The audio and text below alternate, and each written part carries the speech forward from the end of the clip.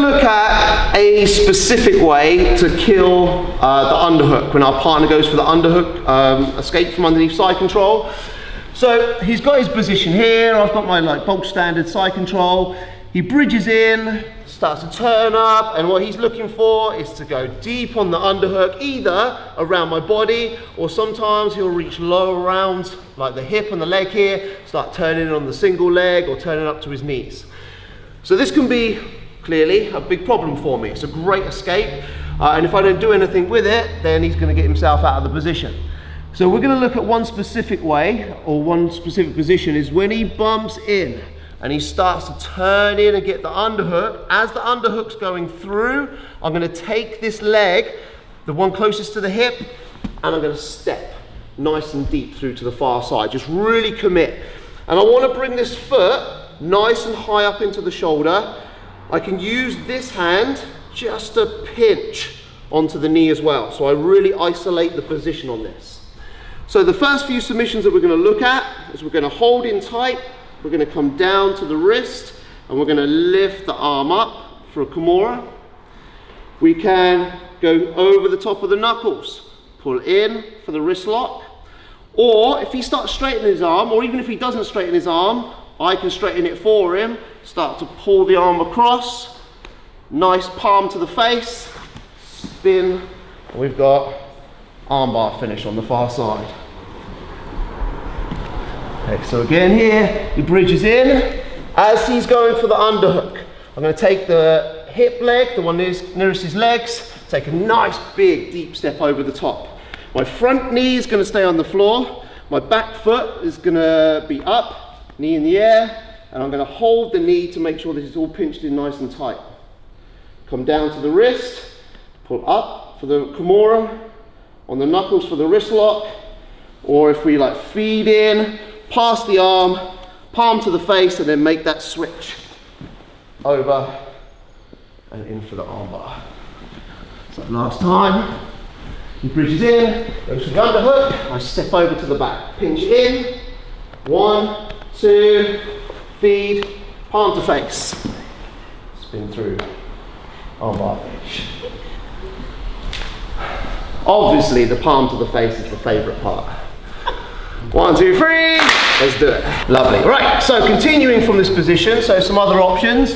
As my partner bumps in, he goes for the underhook, and I take that big, deep step over. Obviously, we can go through all the stuff that we've just gone through. More wrist lock, armbar. So other options from here, you can probably already see that Omoplata is a big option for me. I can actually go for Omoplata either direction. So maybe he's still trying to turn in towards me. If he's still trying to come up to his knees, still trying to turn in towards me, then this would be the direction that I go. Out of the two entries, I prefer to go to the back, but we'll come to that in just a minute. So bring the leg over the top of the head, base your hand, and we're going to just start to roll off down to the front. As we roll off down to the front, we're already pretty much there, right? Underneath the far shoulder, lift off the floor, and we've got the Omoplata available. So, underhook, we step over. To the back side is a little bit more fancy, but we don't have to worry about him stopping it quite so much. So we still bring the leg up over the top. I'm going to fall off down to my shoulder and then kick my legs forwards.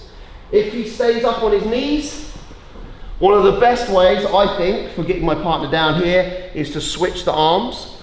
So if I just hold onto the hip and move my hips away, he ends up just following me. So we go round like this.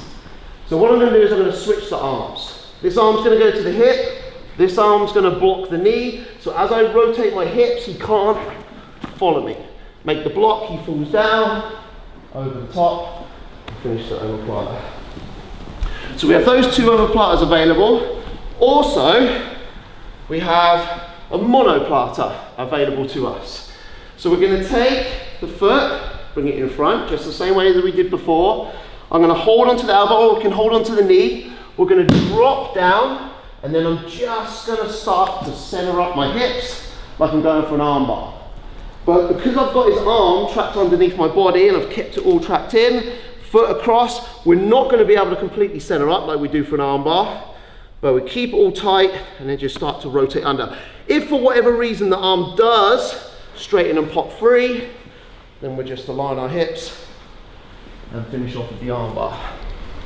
All right, so number one, base the hand and we pull our partner down flat, up, omoplata. Number two, step over, bring the foot over. We're gonna fall off, but then as we fall off, we're gonna kick our legs down towards his feet. Legs to the outside, lift and finish. And then the last one, step up over. Again, we bring the foot in front, hold and control, base the hand. We're not gonna roll, we're just gonna slowly start to turn. So bring your hips underneath the arm. If the arm does pop out for any reason, we'll catch, align ourselves, and finish normal arm bar. So all off of that deep step. When our partner goes for the underhook, that deep step to the far side, all these different options available. Let's do it. 1, 2, 3, let's go.